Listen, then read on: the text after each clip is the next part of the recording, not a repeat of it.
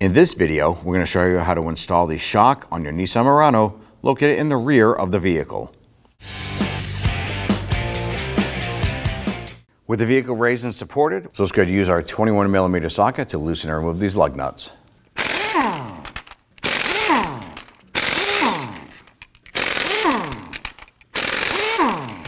Grab the wheel and remove it. Now the shock is located right behind the brake assembly, and the upper portion has the mounting plate up top. There's two 13mm nuts on studs on either side. We did spray that down with some rust penetrant. If you follow the shock down, on the bottom, there is a bolt going through the bottom. We want to go ahead, loosen and remove that, but we're going to tackle the ones up top first. We have a long extension with a 13mm deep socket on it. We want to loosen and remove these nuts. Now we're going to be reusing this hardware, so hold on to this, and then we're going to come up on the back side here. All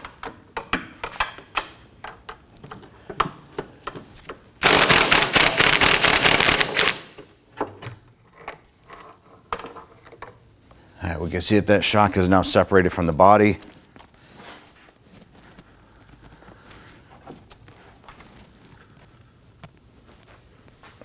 All right, let's go ahead and remove the bolt on the bottom. Now the bolt here is 18mm. I went ahead and grabbed a shallow 18mm, and I got my wrench here, or my ratchet, and I want to go ahead and start to loosen this a little bit. I'm going to work it back and forth a little bit. I did spray the bolt head down, or the threaded side, with some rust penetrant. All right, now that it's broken free, I'm going to go ahead and switch over to my impact.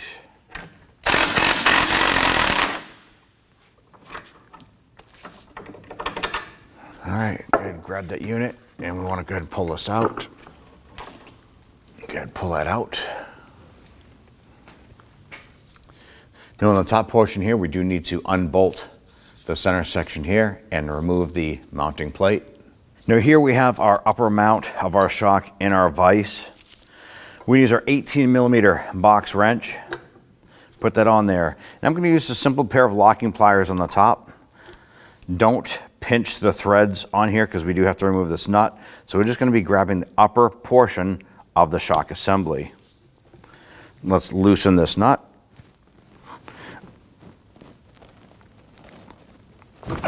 Here we go.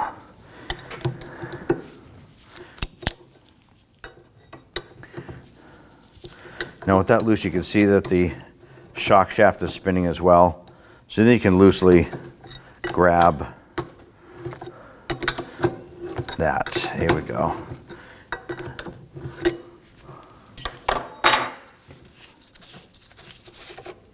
All right, and go ahead and remove the shock assembly. Insert the shock up through the bottom. And get that nut started. And let's go ahead and start tightening that nut down. All right, we're starting to bottom out here. You want to make sure that is good and tight.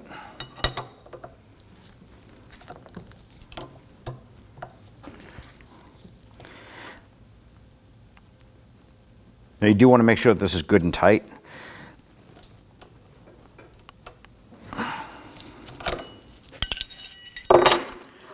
Got to remove it from the vise. Let's get it installed.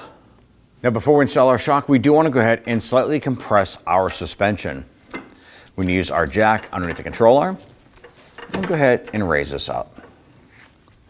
We're just going to prep it, raise it up about a ½ inch or so just to load it. Now let's go ahead and install our shock. Take this, lower it down in a position.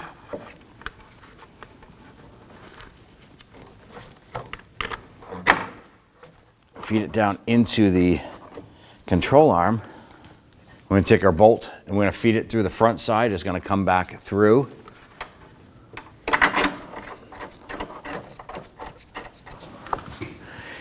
I'm going to use my impact gun. I'm going to run that through. I'm not going to tighten it though.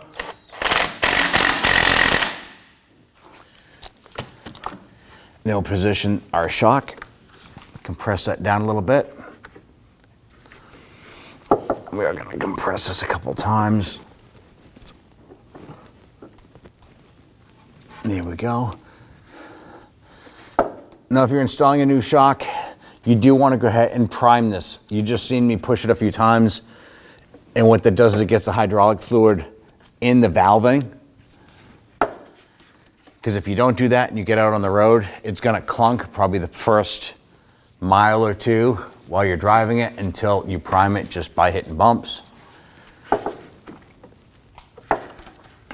Now at this point, we'll go ahead and raise up our jack, compressing our shock and our mount up into place.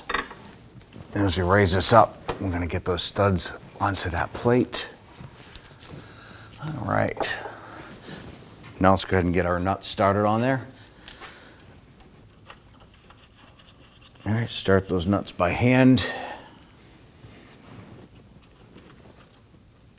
I'm going to switch over to my impact driver and I'm going to snug this down.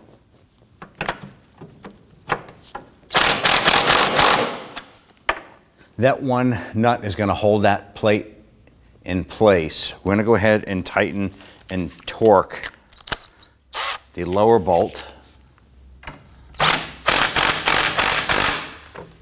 So the lower bolt is going to get torqued to 81 foot-pounds.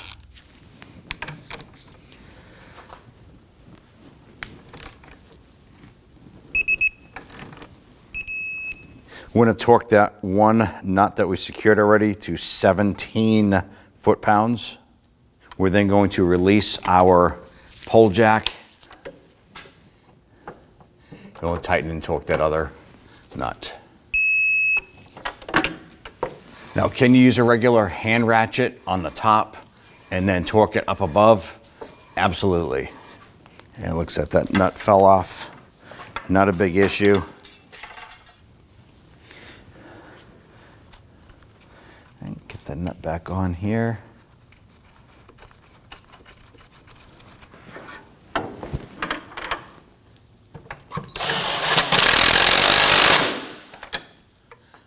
Torque that one down to 17.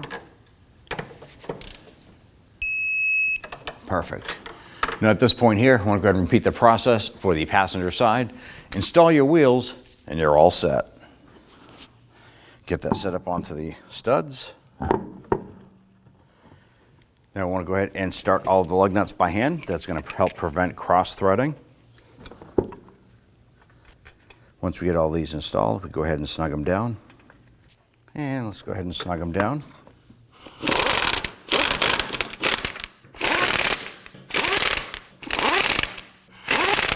Now let's go ahead and torque down our lug nuts to 80 foot-pounds.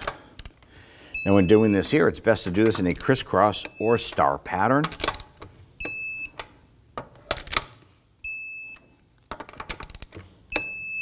And you're all set.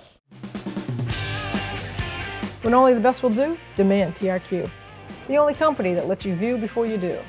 TRQ is committed to offering the highest quality aftermarket auto parts that are engineered for peace of mind.